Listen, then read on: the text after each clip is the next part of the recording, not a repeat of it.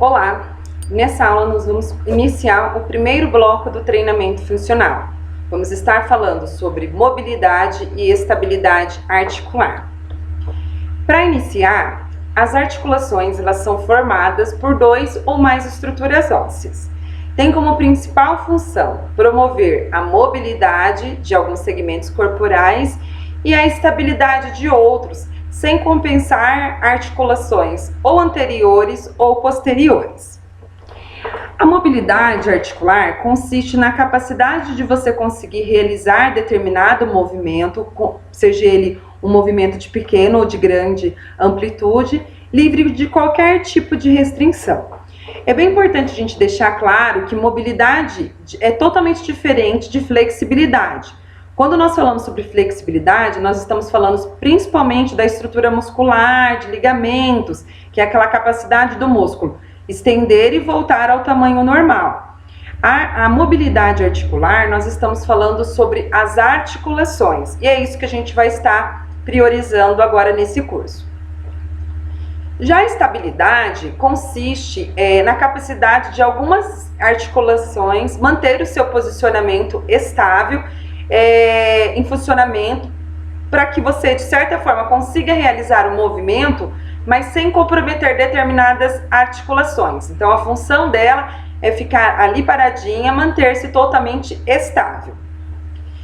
Tanto a baixa mobilidade quanto a falta de estabilidade articular, ela pode comprometer diretamente o desempenho das nossas atividades da vida diária. Além disso, a falta de amplitude de movimento, ela contribui para possíveis distúrbios articulares também. O nosso corpo, então, ele é repleto por articulações. E nós temos algumas articulações que elas são móveis e outras articulações que são estáveis. Eu trouxe esse modelinho aqui para vocês observarem. Por exemplo, aqui na região glenohumeral, região do ombro, nós temos uma articulação que é móvel, que ela proporciona a realização do movimento dessa região do ombro. A próxima articulação, que é a articulação de baixa, que é a escapular, né? A gente tem uma articulação estável. A região torácica já é uma região móvel e a lombar uma região estável. Quadril móvel, joelho estável, tornozelo móvel e o arco plantar estável. Então é sempre nessa sequência. Uma articulação ela vai ser estável e a próxima vai ser móvel e assim sucessivamente. A partir do momento que a minha articulação, a função dela é promover mobilidade, promover o movimento, e ela não consegue por algum motivo, isso prejudica diretamente nas atividades da vida diária.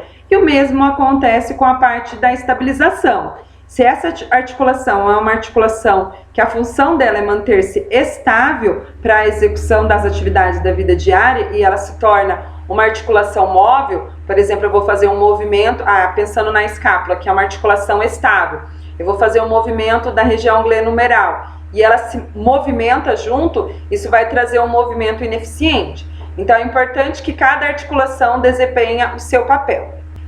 Para ficar bem claro o quanto isso pode ser prejudicial, a articulação do tornozelo ela desenvolve algumas funções, como por exemplo a dorsoflexão e a flexão plantar e o movimento de eversão e inversão.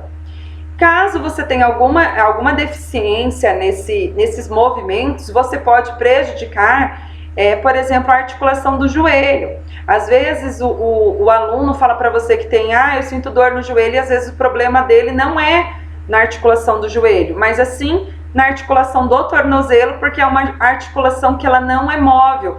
Então, para fazer o movimento, ele acaba causando uma certa instabilidade na articulação do joelho, que é uma articulação que deveria se manter estável. Só para a gente relembrar, então, aqui nós temos algumas articulações que a função dela é promover mobilidade para que você consiga realizar os movimentos de forma eficiente e as outras articulações, estabilidade. O treinamento de mobilidade e estabilidade articular, ele também tem como principal função preparar o sistema músculo-esquelético. Então ele funciona como uma ativação, como exercício de aquecimento. Algumas pessoas, principalmente quando a gente pensa no treinamento tradicional, o aluno chega na academia e a pessoa fala, faz 10 minutinhos de esteira, faz 10 minutinhos de bicicleta. Uma alternativa para você, às vezes, que também trabalha com treinamento tradicional e não somente com treinamento funcional, é trabalhar os exercícios de mobilidade antes do treinamento de força. Você vai conseguir promover uma melhor amplitude de movimento, inclusive para a execução de um próximo exercício, um supino, o que você for fazer de treinamento de força ou resistência. Então, ele vai aumentar os batimentos cardíacos, vai aumentar a frequência cardíaca, o fluxo de sangue, e isso já promove um aquecimento para que você possa dar sequência nos exercícios.